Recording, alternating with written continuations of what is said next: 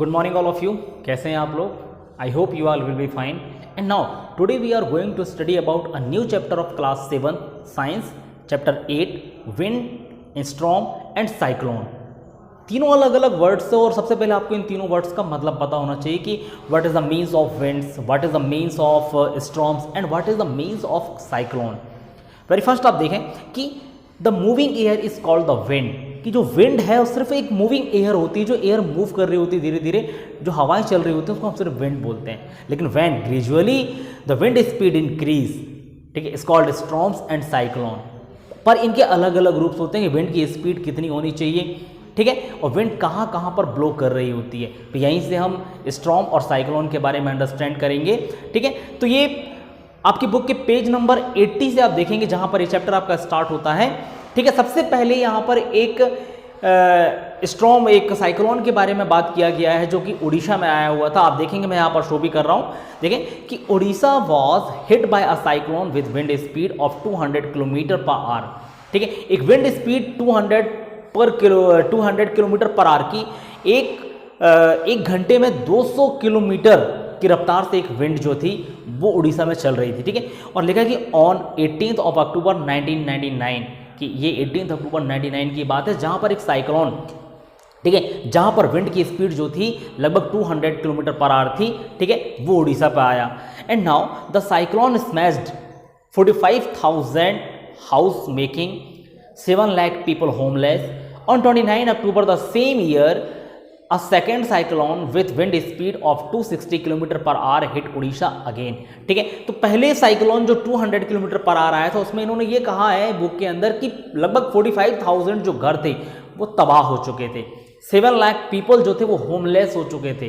ठीक है, क्योंकि तूफान ने इतनी तबाही मचा दी, साइक्लोन को हम चक्रवात बोलते हैं हिंदी में, क्योंकि चक्रवात ने इतनी तबाही मचा दी, ठीक है, कि लोग बेघर हो गए. And again the same year, ठीक है, जो डेट थी वो बस चेंज थी. 29 अक्टूबर को सेकेंड साइक्लोन आया.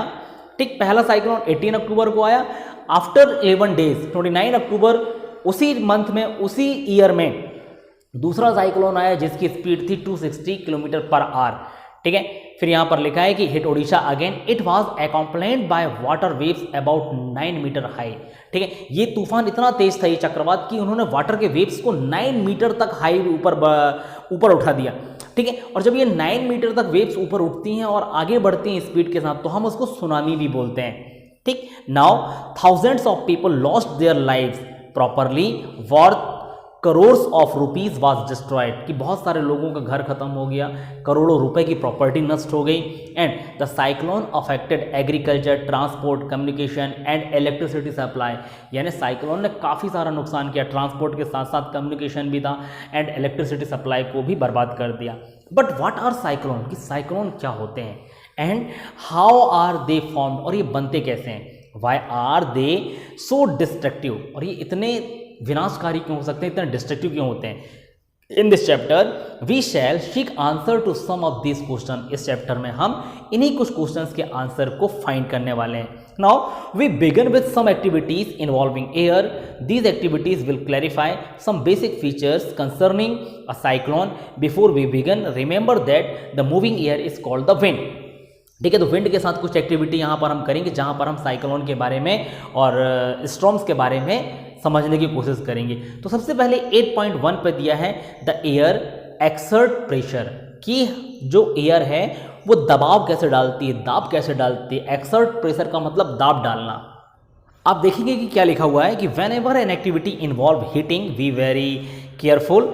It is advised that such activities are performed in the presence of an elderly person from your family or carry out these activities in the presence of your teachers. कि जब कभी भी आप heating से related कोई activity आप घर में करें या स्कूल में करें तो आप ये इंश्योर कर लें कि आपके जो बड़े हैं वो साथ में होने चाहिए, आपके टीचर आपके साथ में होना चाहिए. तो ऐसी एक एक्टिविटी यहाँ पर दी हुई है, लिखा कि you need to boil water in the following activity, कि आपको बॉयल वाटर चाहिए इस एक्टिविटी के लिए. ठीक है, take a tin can with a lid, fill it approximately half with water, heat can on a candle flame till the water boils. ठीक है, एक वाटर की कैन लेने के लिए आपसे बात कर रहे हैं यहाँ पर. ठीक है, उस पर आपको पानी भरना और एक कैंडल लगाना नीचे जब तक, और जब तक उसको गर्म करना है जब तक कि पानी बॉइल्ड ना हो जाए. ठीक है। Let the water boiled a few minute, blow out the candle immediately, put the lid tightly on the cane, be careful in handling that hot cane, put the cane carefully in a shallow metallic vessels or a wash basin। ठीक है। इसके बाद बोला कि water boil होने दें, कुछ देर तक गर्म होने दें, फिर आप फ्लेम को हटा लें, वहाँ से कैंडल को हटा लें और जो कैन की लिड है उसको टाइटली बंद कर दें। और जब आप उसको बंद करें, ठीक है, तो केयरफुली बंद करें क्योंकि टिन जो होगा वो गर्म होगा। एंड नाउ फिर यहाँ पर बोल रहा है कि put the carefully shallow metallic vessels, कि आप इसको ये तो मेटेलिक वेसल्स के अंदर रखें या वॉश बेसिन पर रखें। And now pour fresh water over the can, what happen to the shape of the can. ये आपका कैन का शेप देखिए यहाँ पर, ठीक है, कि जब हम उस पर एक फ्रेश वाटर, जब हम उस गर्म कैन पर फ्रेश वाटर डालते हैं, पोर करते हैं, तो कैन कुछ ऐसा हो जाता है। यहाँ पर नीचे लिखा है कि can with hot water being cooled, ठीक है, कि जब कैन पर कूल्ड वाटर डाला जाता है, हॉट कैन पर ठंडा पानी डाला जाता है, तब कैन की कंडीशन ऐसी हो जाती है। फिर आपसे पूछा गया कि can you guess why the shape of the can get distorted, कि कैसे इस कैन का शेप जो है वो डिस्टॉर्टेड हो गया, चेंज कैसे हो गया जब हमने इस पर ठंडा पानी डाला। Now if you can not get a tin can, take a soft plastic bottle, fill it with hot water, empty the bottle and immediately cap it tightly, place the bottle under running water. ठीक है। अब इन्होंने बोला कि place the bottle under running water, कि यदि आपके पास steel की, यदि आपके पास टिन नहीं है तो आप प्लास्टिक की बोतल पर भी इस एक्टिविटी को परफॉर्म कर सकते हैं कि गर्म पानी आप डालिए बोतल में, ठीक है, फिर गर्म पानी खाली करिए, उसके ढक्कन को टाइटली बंद करिए, फिर उसको ठंडे पानी के नीचे रख दीजिए, ठीक है, जहां से फ्रेश वाटर आ रहा होता है। Now recall now some your experience when you fly a kite, does the wind coming from your back help.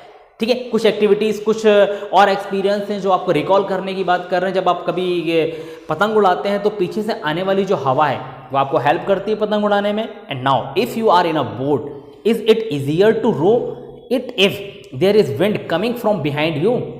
ठीक है, यदि आप नाव पर चल रहे हैं और यदि विपरीत दिशा से हवा आ रही है, ठीक है, उल्टी साइड से, अपोजिट डायरेक्शन से हवा आ रही है, तो क्या नाव आप आसानी से चला सकते हैं? नहीं। And now do you find, ठीक है, do you find it difficult to ride a bicycle against the direction of wind. ठीक है, क्या कभी आपने सोचा कि जब आप विंड के अगेंस्ट से अपनी साइकिल चलाते हैं तो क्या आसानी से चला सकते हैं?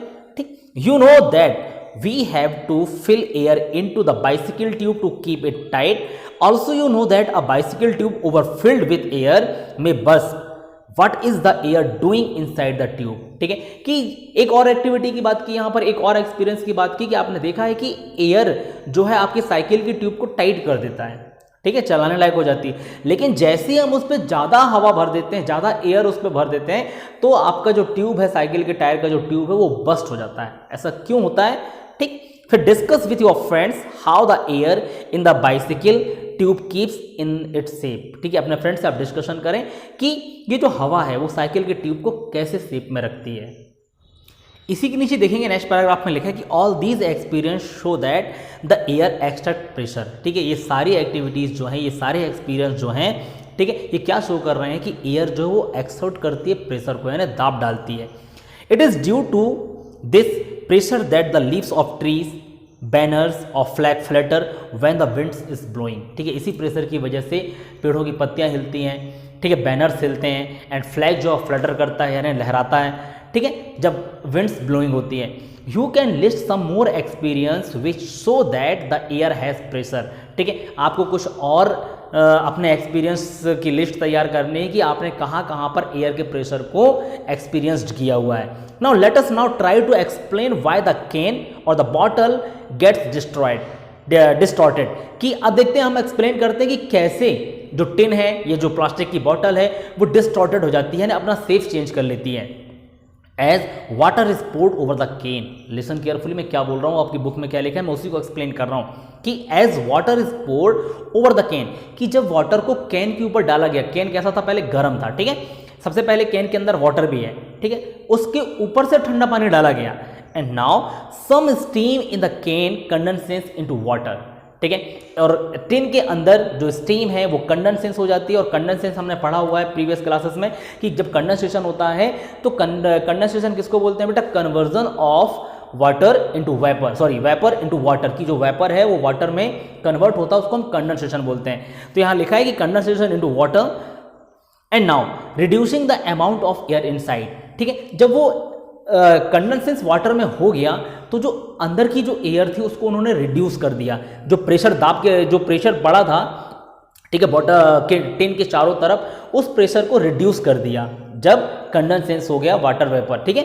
फिर यहाँ पर लिखा है कि the pressure of air inside the can decrease, then the pressure exerted by the air from outside the can, as a result the can gets compressed, ठीक है। अंदर से एयर का प्रेशर खाली हो गया, लेकिन जब ऊपर से प्रेशर डाला हमने तो क्या कर दिया, प्रेशर ने कैन को दबा दिया और इसलिए कैन जो है वो डिस्टॉर्टेड हो जाता है और उसका जो शेप है वो चेंज हो जाता है। This activity against confirm that air exert pressure, ठीक है। इस एक्टिविटी से कन्फर्म होता है कि एयर क्या करती है, दबाव डालती है, प्रेशर डालती है, ठीक है। तो ये तो था आज का टॉपिक। नेक्स्ट पार्ट में हम इसमें देखेंगे 8.2 में, जहां पर लिखा है कि high speed winds are accompanied by reducing air pressure, की जो हाई स्पीड विंड्स होती है, ठीक है, तेजी से जो हवाएं चलती हैं वो एयर के प्रेशर को रिड्यूस कर देती हैं, कम कर देती हैं। तो आज के लिए बस इतना ही।